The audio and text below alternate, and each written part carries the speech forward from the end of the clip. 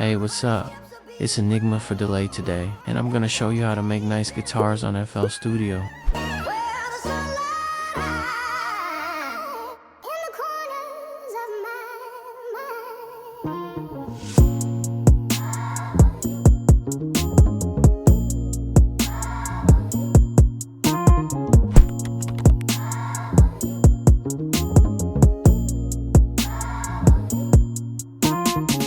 For this tutorial, what I'm about to tell you is the most important thing you need to learn about MIDI guitars. If you want your MIDI guitars to sound real, this is the key. The biggest mistake people make is playing notes that a real guitarist could never play. Like 2 notes a second apart, super far away, on the same string. Nope, unless you're Django Reinhardt, that's just not possible. Remember, each string can only play 1 note at a time, and switching positions takes time. Some Kontakt libraries and VSTs even show you which string is being played for each note. Use that, and helps you build realistic parts that actually make sense on a real guitar. And don't forget about capo positions. Some notes are only playable with a capo. If your MIDI doesn't have one, those notes would be physically impossible. It's all about those tiny details. That's what makes your MIDI guitar sound real and human, instead of robotic. So yeah, if you remember one thing from this video, it's this. Play like a guitarist, not like a piano roll. Alright, I'm gonna show you how to make a realistic acoustic guitar melody and an electric guitar melody in FL Studio. Let's start with the acoustic one. For acoustic guitar, my favorite Kontakt bank is Shreddage Audio, Rosette fingerstyle. I also really recommend Ample Guitar L. Both sound great. So first we're gonna start with a simple chord progression. One super cool thing about Rosette is the arpeggio option. I'm gonna turn that on and just play a few basic chords. A few octaves above, I can define how the arpeggio plays.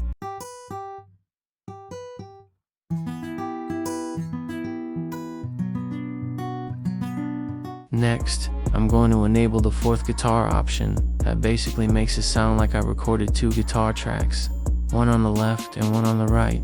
That really adds a lot of realism.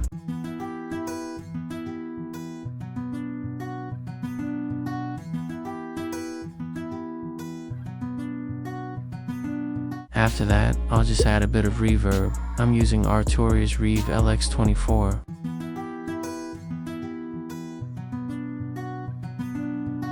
Then I'll export the track, because there's usually a slight delay caused by CPU load. Once it's exported, I just line it up perfectly on the grid, and there we go. That's my first track.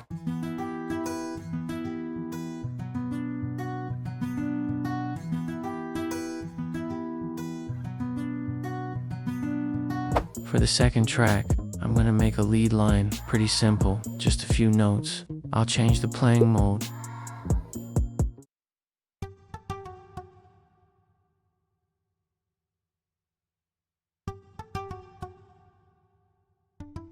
Pan it to the right in the stereo field, and apply the same reverb but with a little more wet. Then again, I export, realign it, and that's my second track done.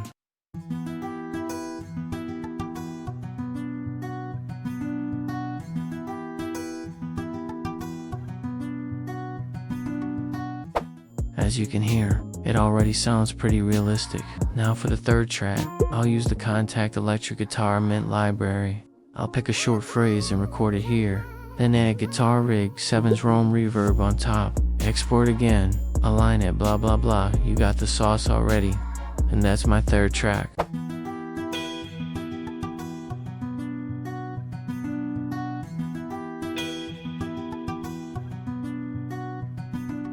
Next, let's move on to the bass guitar. I'm using Session Guitarist Prime Bass, choosing this preset, and playing the same chords as the main guitar.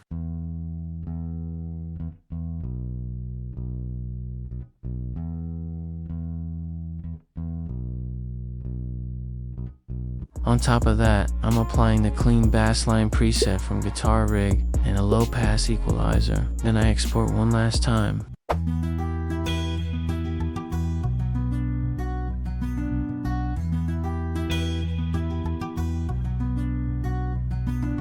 Now for the final touch, I'm adding a bit of white noise in the background, just to simulate a slightly imperfect recording. And that's it. In just 5 minutes, you get a realistic guitar sound that feels way more natural than a basic Ilya Efimov guitar line. Now, let's take a listen to the final result.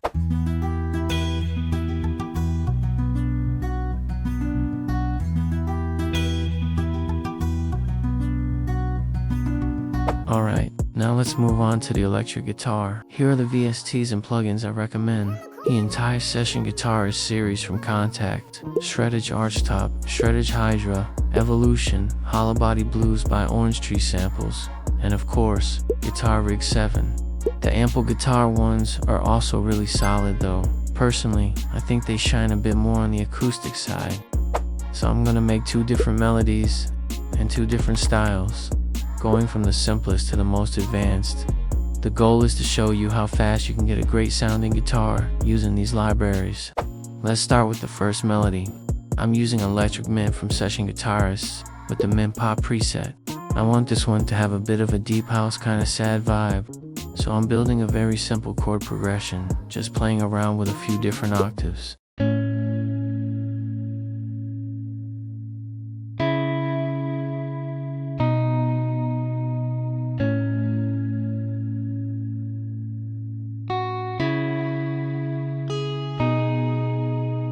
Sometimes simplicity is the key, less is more. Then I'll throw on a few effects, a high-pass filter with an EQ, a light compressor, the Arturia Juno chorus emulation, a Valhalla vintage verb with the default preset, just turning the wet down a bit, and finally shaper box with a side chain. And there we go, we've got this super ambient, smooth guitar sound.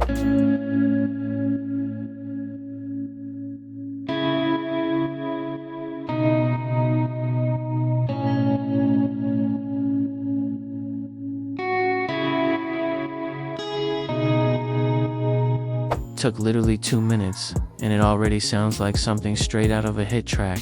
Alright, let's move on to the second guitar. For this one, I'm going for a trap guitar in that classic Gunna style. I'll start with some arpeggiated chords using the Shreddage Hydra library. I'm turning on the double track option, just like we did earlier with the acoustic melody, so it sounds like 2 guitars playing, one on each side.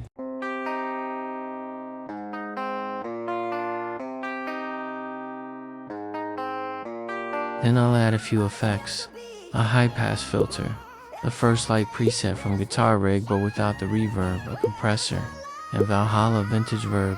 I'll pan this one slightly to the left in the stereo field, then I'll export it, and that's my first track.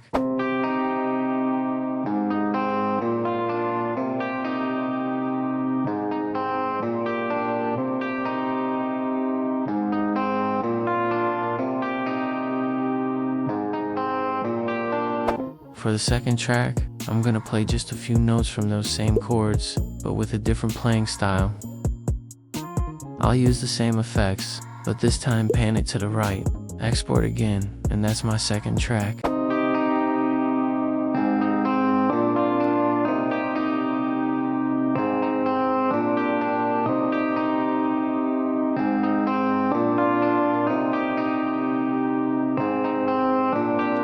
Now for the third track, I'm gonna make a lead melody. This time I'm using the Electric Storm Bank. I'll just create a simple counter melody, something that complements the chords.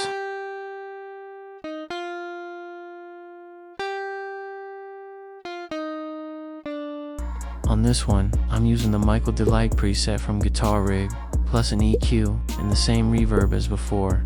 Export that, and boom, third track done.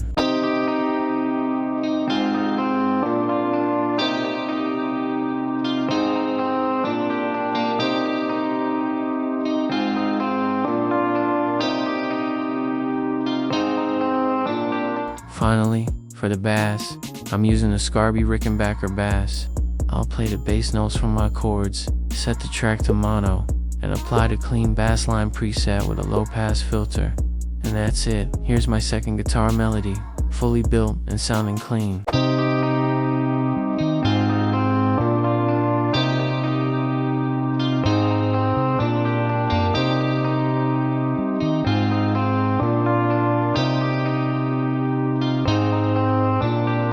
that's it for today. That wraps up this little guide on MIDI guitars. Don't forget to subscribe and drop a like if this helped you out. And let me know in the comments what kind of tutorial you want to see next. This was Enigma for Delay. See you next time.